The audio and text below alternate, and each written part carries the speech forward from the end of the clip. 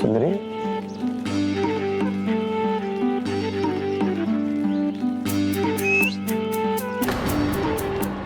आहा, अद्भुत।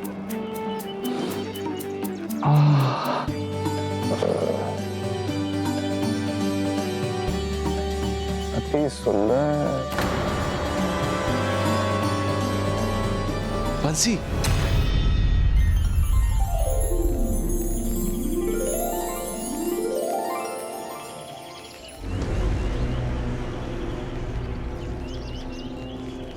आहा, आ गए गुरु। अब तो इन सब का ध्यान हम पर भी जाएगा।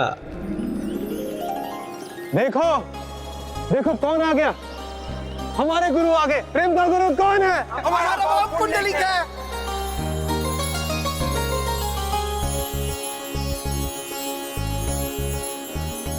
देखो गुरु, चारों ओर देखो, आनंद ही आनंद, परम आनंद।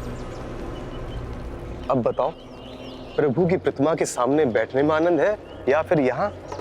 प्रेम का गुरु कौन है? हमारा भाई कुंडली का है। प्रेम का गुरु कौन है? हमारा भाई कुंडली का है।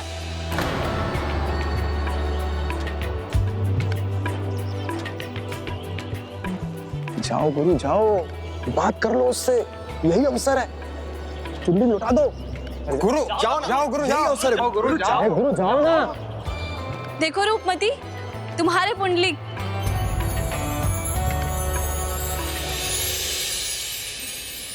लगता है तुम्हारी ओर बढ़ रहा है वो, और एक चुनरी भी लाया है तुम्हारे लिए।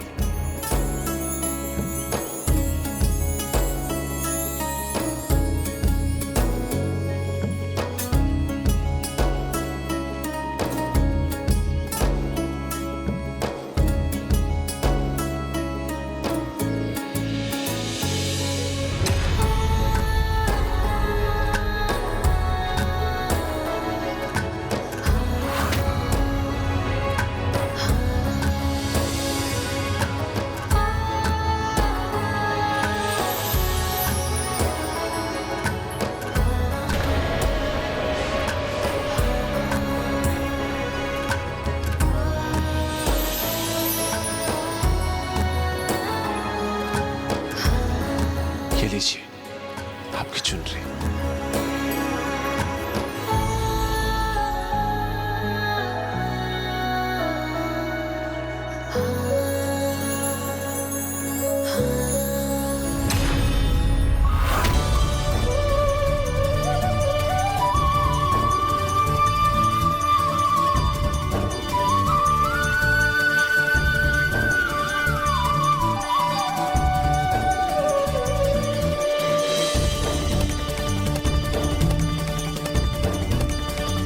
प्रेम का गुरु कौन है? हमारा भाई कुंडली का है। प्रेम का गुरु कौन है? हमारा भाई कुंडली का है। प्रेम का गुरु कौन है? हमारा भाई कुंडली का है। अब ये भी दूसरों के समान हो गया।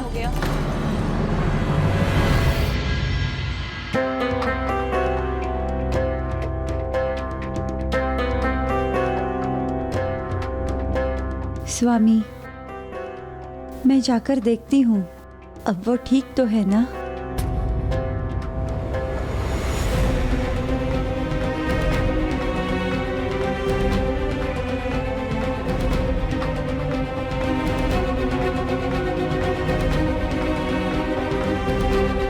यहाँ तो कोई नहीं।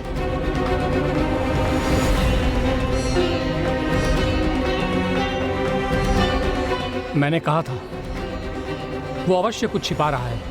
अब मुझसे रहा नहीं जाता। वो अपने आप पर से नियंत्रण खो रहा है। ये संभव है कि भविष्य में यदि ये अपने पथ से भटक जाए तो इसे उचित पथ पर लाना कठिन होगा।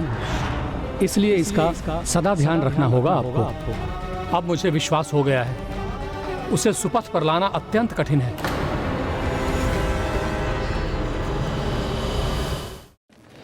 गुरु, अब निर्णय आपके हाथ में है।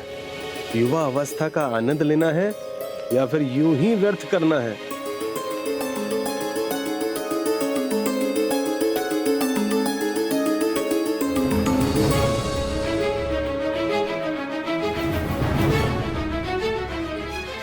स्वामी, चिंता मत कीजिए।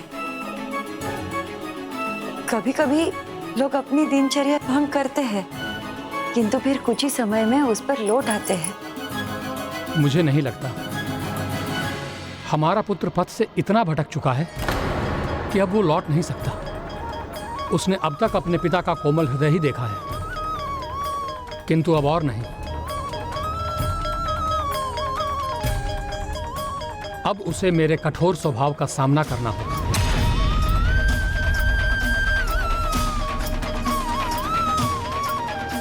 युवा अवस्था एक ही बार आती है, मैं उसे व्यर्थ क्यों करूंगा? उसका आनंद लूंगा। प्रेम का गुरु कौन है? प्रेम का गुरु कौन है?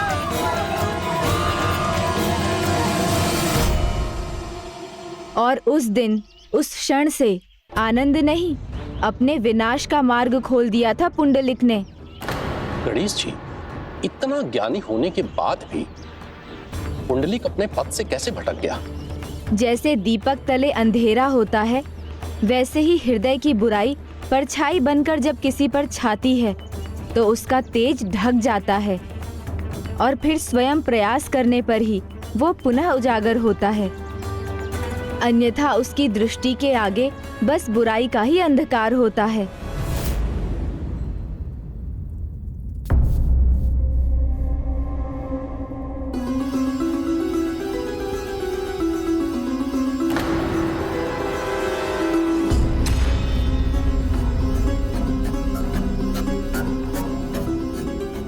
पुंडलिक, तुम में ये कैसा परिवर्तन आ चुका है? पहले तो तुम हमारा आशीर्वाद लिए बिना घर के बाहर नहीं जाते थे, किंतु अब आशीर्वाद लेना तो दूर, अब हमसे दृष्टि छिपाकर जाने लगे। मेरी श्वास घुट रही थी यहाँ पर। मुझे क्षमा कीजिए पिताजी, किंतु ये बताइए, ये जीवन मेरा है, क्या मैं अपने जीवन का अनुभव लेने के लिए भी स्वतंत्र नहीं हूं? ये तो मेरा अधिकार है ना पिताजी?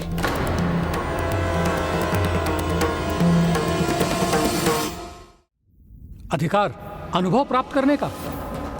हाँ है, किंतु झूठ बोलने का नहीं। और ऐसे अनुभव में कैसा आनंद जो झूठ के बल पर लिया जाए? अभी मैं आपसे किसी प्रकार का तर्क वितर्क नहीं करना चाहता, और वैसे भी अभी मैं बहुत थका हुआ हूं। पुंडलिक, स्वामी, जाने दीजिए उसे। मैं उसे समझाऊंगी, वो आपका कहा मानेगा। उसे मानना ही होगा। जो आज उसने किया है वो फिर कभी नहीं करेगा। नहीं देवी, कुसंगति ने उसे पूर्ण रूप से परिवर्तित कर दिया है, इसलिए ना ही आपकी वो सुनेगा और ना ही आपके कहे के अनुसार चलेगा।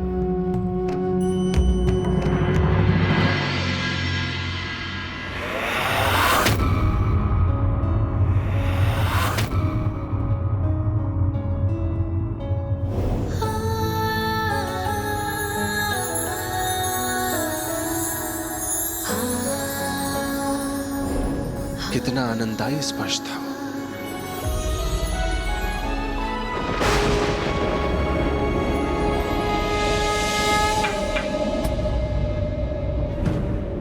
क्या गिरा वहां पर?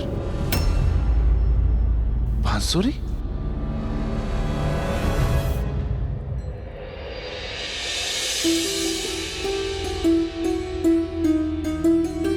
प्रभु,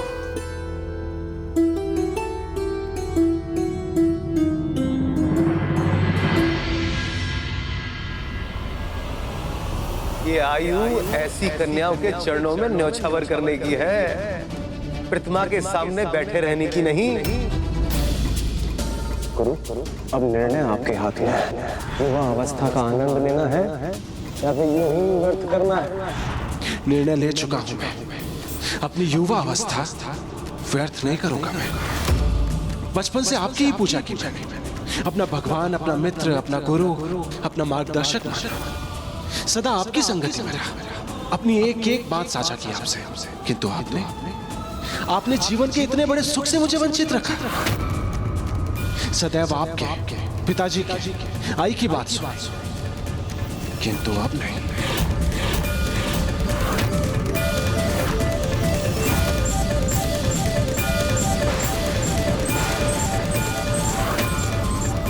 अब बस मैं अपनी सुनूंगा, जीवन के सभी अनुभव समझूंगा और स्वयं समझूंगा कि किस अनुभव से परम आनंद मिलता है। स्वयं स्पर्श कहां किया था मैंने उस रूपमती का? वो स्वयं आई थी मेरे पास सुरक्षित होने के लिए।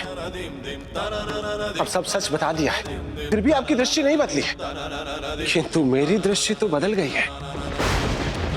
मेरे हृदय का स्पंदन तो अभी भी कम नहीं हुआ है। मन भाग भाग हो रहा है, हिलोरे खा रहा है। और इसमें क्या दोष? युवा हूं और युवा अवस्था में ये सब अनुभव स्वाभाविक है।